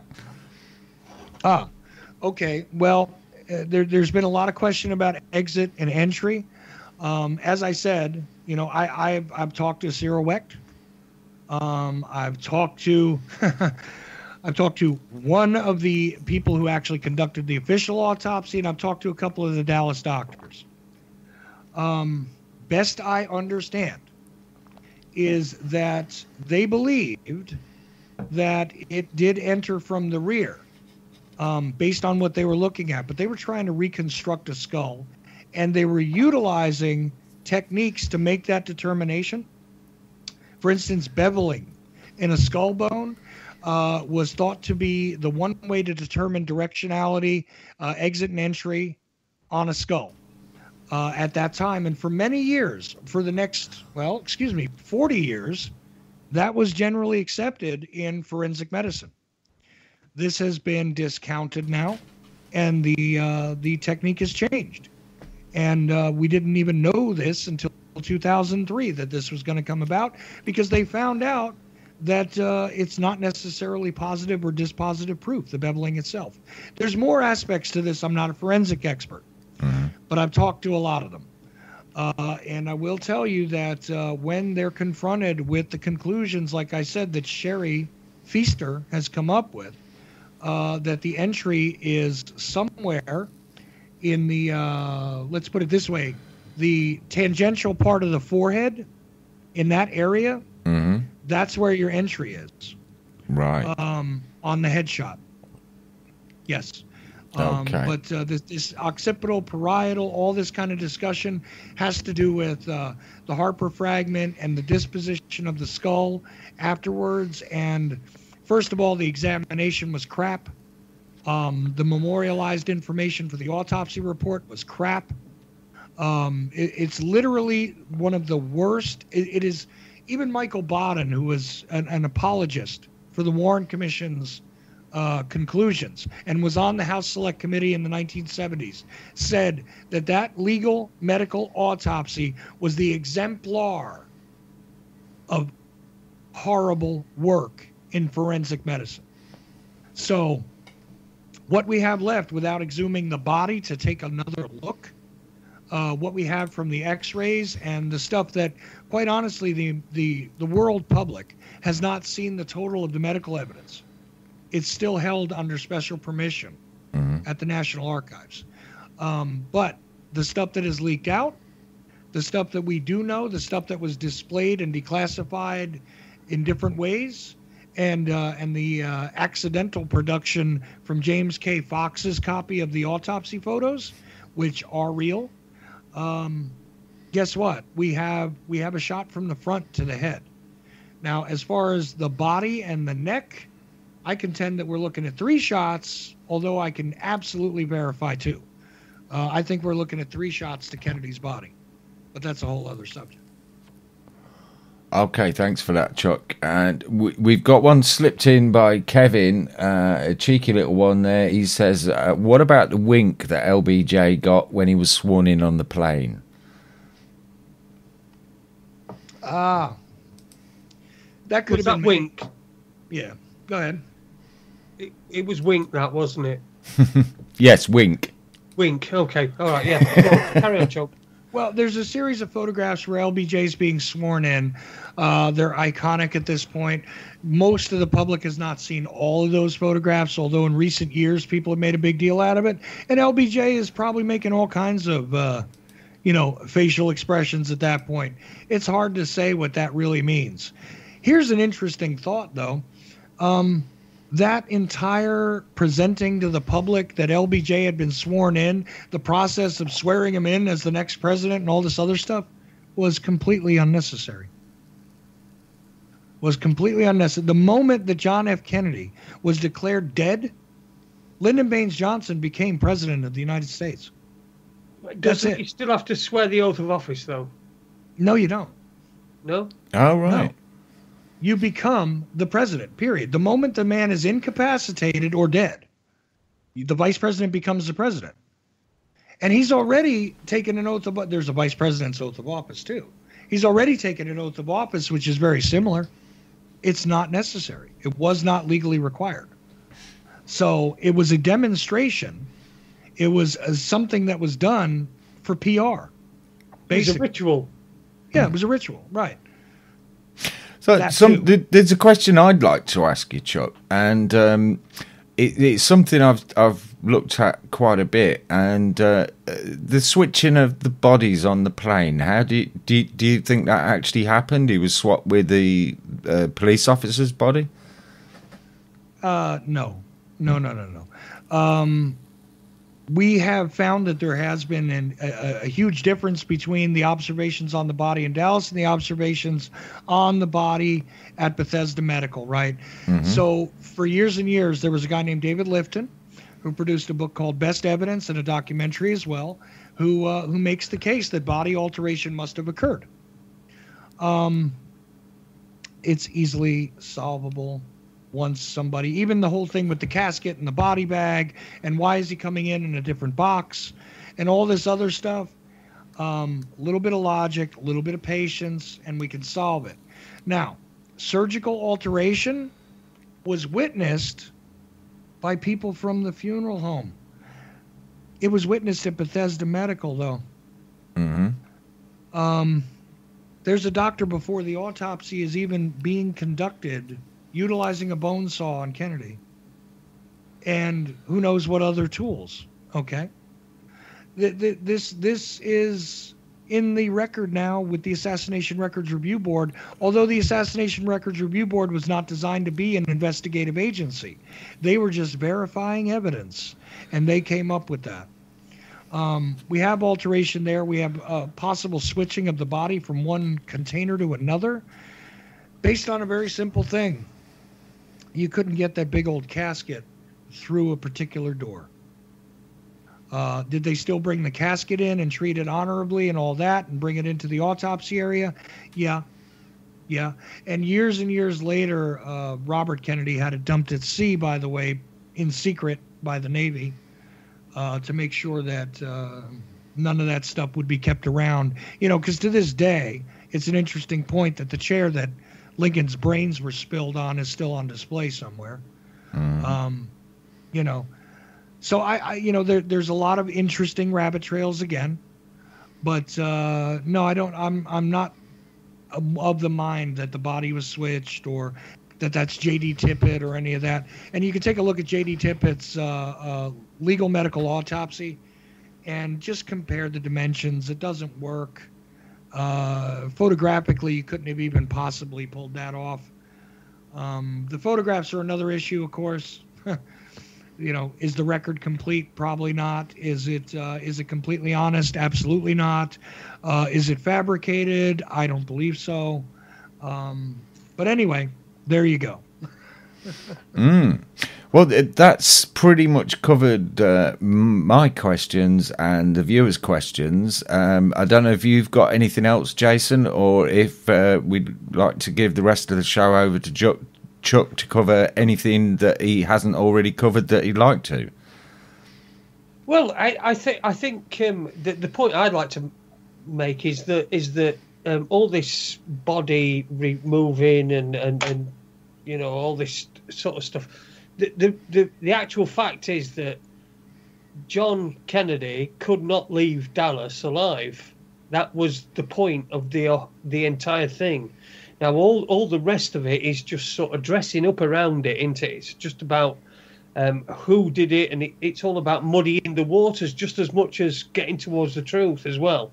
Because there are many of these scenarios and situations, but once you get into the whole story and you see the amount of offshoots that it goes on to, that also tie into today's events. So I think rather than people trying to fake a death or something like that or do something, I think that the actual fact was that they could not have John Kennedy leave Dallas alive.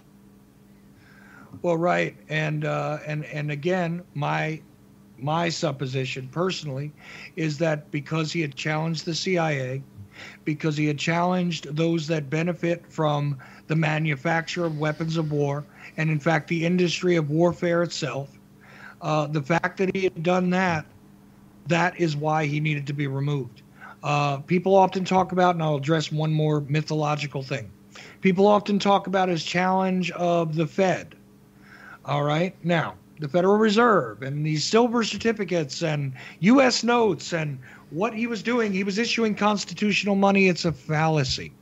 When you look at the order that people try and, you know, explain to you was his executive order, which was 11110, actually, that's not what he was doing. The mechanism continued to be printed all the way to 1971 and was actually utilized for the control of silver at that time and for decades previously by other administrations. However, was he looking to do something like audit the Fed? Yeah, when you go to take a look at stuff at the Presidential Library, you'll find that plans were underway to take a look at that, to actually begin to examine it. Okay? And it is the things that we don't know yet that may cause us to have a great many more suspects as time goes on. Mm-hmm. But I think we're being distracted from the reality in a lot of cases by the convenient story. And this is certainly the case with that particular myth. I say this, though. We do have the opportunity to satisfactorily answer the question that everybody always asks, which is, who did it? And I want to thank you guys for not asking that question of me, because everybody does. Mm-hmm. And it comes down to, I can't definitively tell you. I can only tell you I've got a short list of suspects, and I know what kind of jobs they did and what kind of people they worked for. But the exact shooters and the exact plotters are still not quite in our grasp just yet. Doesn't mean that it's impossible, because a hell of a lot of good work has been done. And I think with all things, we have the ability to and the right to know the history that has been thrust upon us. So there you go. So, well, what I wanted to mention to you as well, Chuck, is I just wanted to say, when you talk about these myths, there are myths surrounding JFK and the assassination and what happened. Don't you think that even if those, in your opinion, are myths, don't you think that they have a value, because then they get people at least looking into the issue itself and investigating it? And even if they come across these myths and then they dispel them as myths, it sparked their interest, and it's made them question more.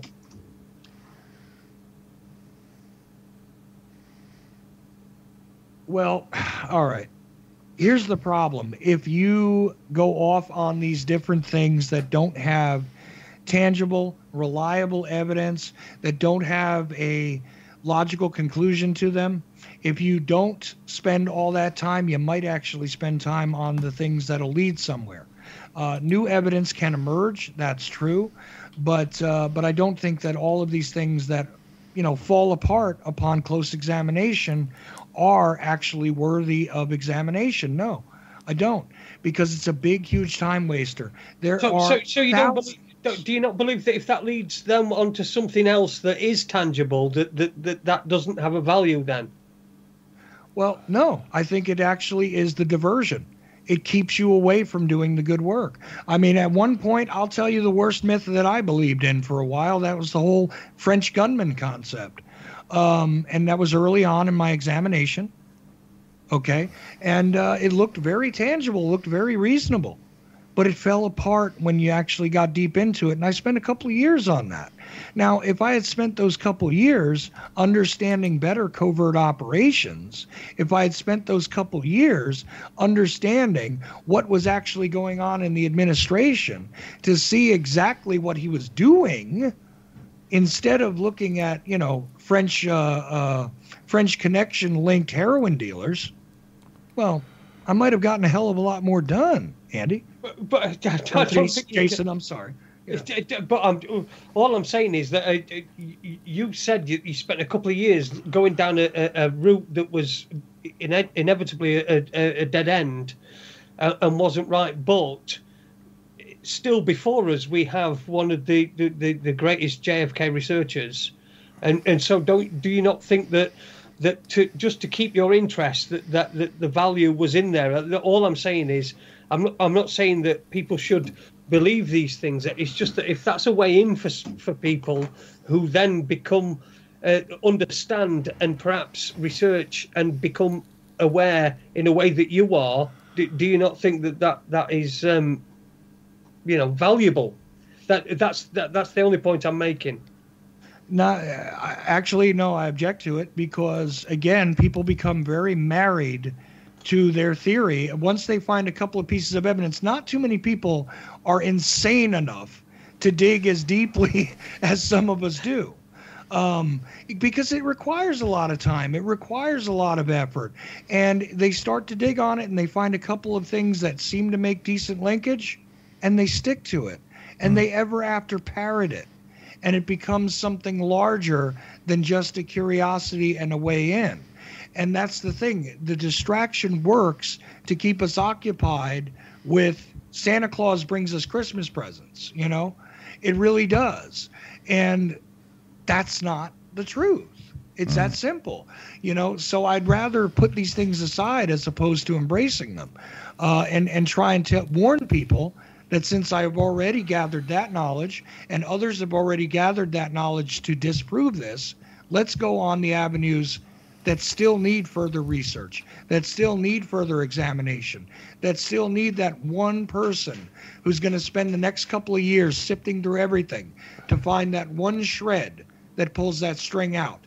Why have them involved in stuff that you know is going to collapse of its own weight if you can have them doing the good work? Yeah, I get where you're coming from it, to an extent there, Chuck, because I've witnessed that myself with other aspects of research. You get someone who comes across some information when they first start looking at that you or I may have looked at 5 or 10 years ago, and they like you say, they form their theory based around this obviously false evidence if you've had the time looking at it. But because they based it on those false premises, they become very entrenched in their attitudes. And I sometimes find myself wishing, well, I almost wish you'd never looked until we could kind of get this cleaned up a bit better for you. Yeah, exactly. I mean, that's it, you see it in all these different aspects of things that one could research and delve into. That's for sure. And I just would rather save people the time as best I can and let others tell you, look, you could examine the Oswald case if you want all day long, and you need to understand what's happening, but don't get married to it. That's the thing. If you want to examine these other theories, sure, you can learn how false theories are constructed if you want, and maybe recognize them later when new ones come up. But unfortunately, people don't do that. They usually just marry themselves to something that makes vague sense, and that's the end of it. So, with that, guys, I really have to run because I had a previous appointment. No, that's absolutely fine. We've run a couple of minutes over, Chuck, and I really want to thank you for tonight. It's been absolutely fabulous, and I hope we've done a good job on marking the occasion, and I'm sure with your help, this podcast will get a lot of hits. And meanwhile, of course, Andy, as I've told you several times, anytime you guys want me on, we can revisit this, go over the questions that were missed, address anything that I've said, address whatever it is they want. Even today, the Los Angeles Times has a big story about Lee Harvey Oswald and what he had in his green book and all that stuff.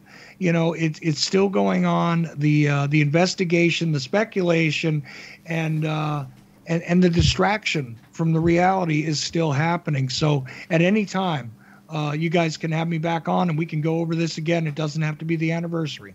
But with that, I'm going to go. That's and great. I really Chuck. appreciate you guys having me on, and thanks so much, Andy and Jason both. And of course, I always like to thank Tony while I'm on the air with you guys, because Mr. Hurst is definitely somebody that I appreciate and is part of the reason why I'm connected to you guys. And I really, really do appreciate it, and I'm extremely grateful to have been on with you today. Many thanks, Chuck. Thank you, Chuck. And I'd really urge anyone who hasn't come across Chuck before to check out his shows on theochellieffect.com for his archive, and also on AmericanFreedomRadio.com, where he does. It's just Ochelli.com, not the Ochelli. The Ochelli Effect are trying to sell to me at an exorbitant rate, but Ochelli.com just is my website. My apologies. Yeah. My apologies, Chuck. Yeah, I did see you actually had the American peace flag on there one day the other week. That was quite something to see. We don't see that very often. The civil flag, yes. Anyway, please, by all means, check me out there on Raconteurs News. I'm replayed, and apparently I'm part of autonomous media now as well, and I'm grateful for all of that, guys, and who knows what'll come in 2017. Anyway, have a good night. Thank you very much, Chuck, and good night. Chuck. I hope all our listeners found that as interesting and enlightening as I'm sure Jason has, and I definitely have.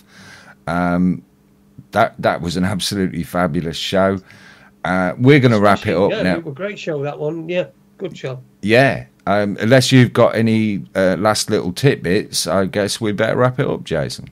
Yeah, well, I think we should. Yeah, hopefully next week, bit of good news regarding somebody who I'm helping out at the moment who's not going through a very good time at all. But you stick in there, Rebecca, and we'll have you as good as new as soon as possible. Okay, yeah. Our love goes out to Rebecca, and hope things improve for you very soon. And I'm sure if you've got Jason on your side, they certainly will. Thanks for listening, everyone. Because as I've said so many times before, without you, we'd be just talking to ourselves. We're back next week, same time, same place. We're on autonomousmedia.net, and for a little while longer, we're on raconteursnews.com. But if you could check out Autonomous Media, we do need to test the site as much as possible. So if you could get on there, that'd be a real help. And many thanks to Tony. He's been working the clock round getting this sorted. Done a fabulous job. There's a couple of little glitches in there, but if you get any glitches, please report them to an admin, and we'll do our best to have them ironed out as soon as possible. When we're back next week, we will be joined by, this is a good one, we've got a Slovenian hemp farmer lined up. So we'll be talking about all things Slovenian hemp. So, it'd be good, wouldn't it? So, thanks for that, folks. We're going to play you out with this Homer Henderson song. Lee Harvey was a friend of mine. Good night, take care, and we'll see you next week. Take it easy. Lee Harvey was a friend